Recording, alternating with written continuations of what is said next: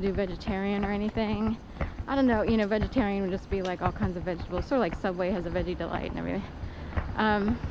And anyway, you go down to Independence Mall and wait in line, and there's music. It's a whole, you know, festival, carnival atmosphere, if you will.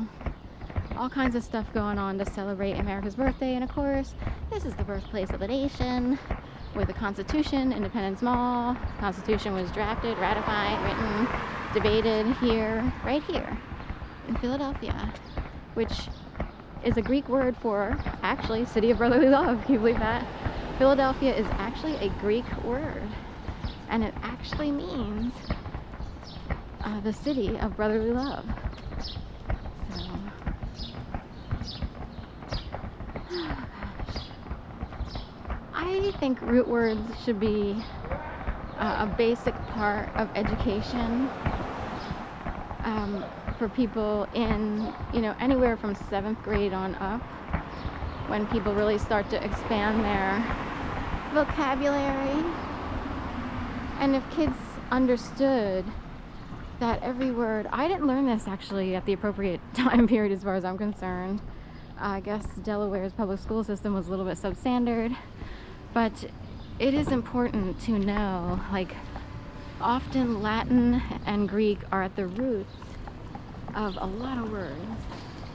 And if you know, if you know the meanings of those words, like if you understood the root of the word, then it would help you remember the meaning of the word or the spelling. It becomes like reinforced in your brain as opposed to trying to just commit everything to memory. Like, it's hard to explain. You would start to see, what do I want to say? Like, you would start to see patterns of words, what they mean. Like, for instance, mi corazón in Spanish is my heart. Corazon, you have a coronary, you have a heart attack.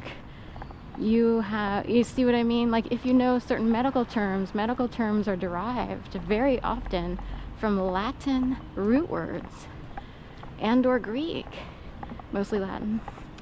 The same thing with biblical studies, other than, you know, in probably more the Christian avenue for the most part, I guess. There are root words for maybe grouped regions and countries, if you will, that stem back to ancient times. So corazon, coronary, if you're going into the medical field, it would almost be assumed that you would learn root words somewhere. It would be like either your family is aware of it, but regular kids, and especially here in a city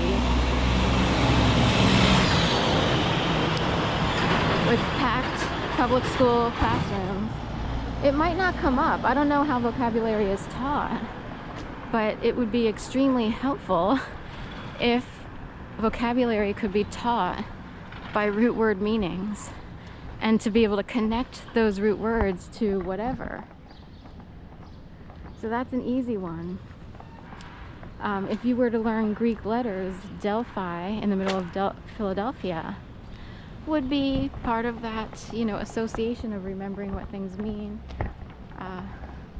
Latin's a little easier. You would see things coming up all the time like, oh, I see, that means right.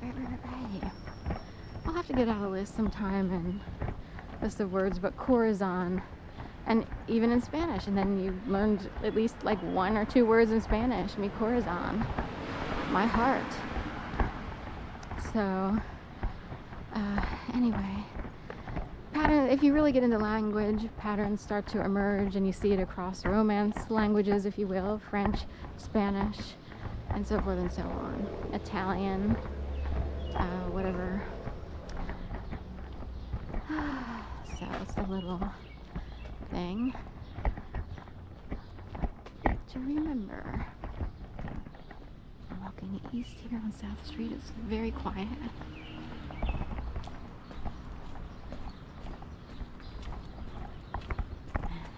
I need to pick up water today, but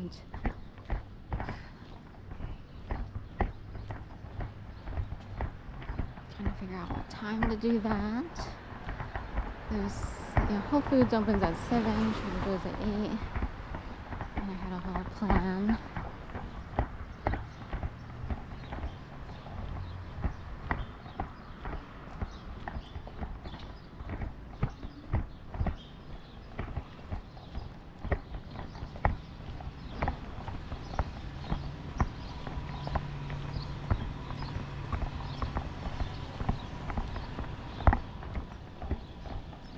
The chunky Toyotas, the big cruisers, Toyota cruisers. How cool would it be to have one of those? It's a little big for, it's burnt PHL. So it's a company car. You can write it off on your taxes. Isn't that neat?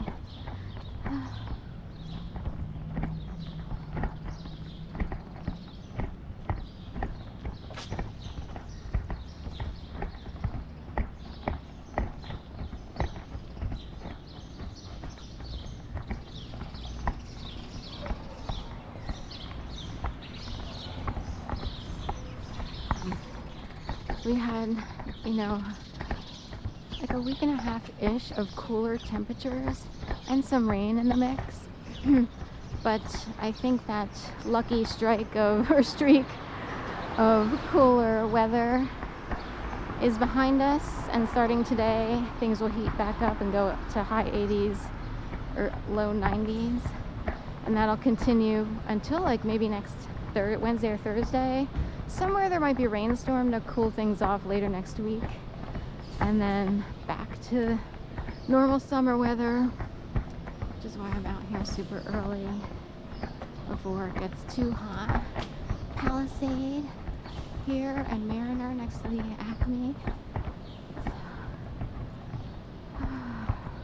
Of course, you think of the Palisade Parkway and all the fires there. Of course, everybody gets to rebuild. And in general, there's money-ish in the Palisades. I guess it was a mix. But in general, it's almost like mandatory to have insurance, or you would get aid anyway as a state emergency disaster to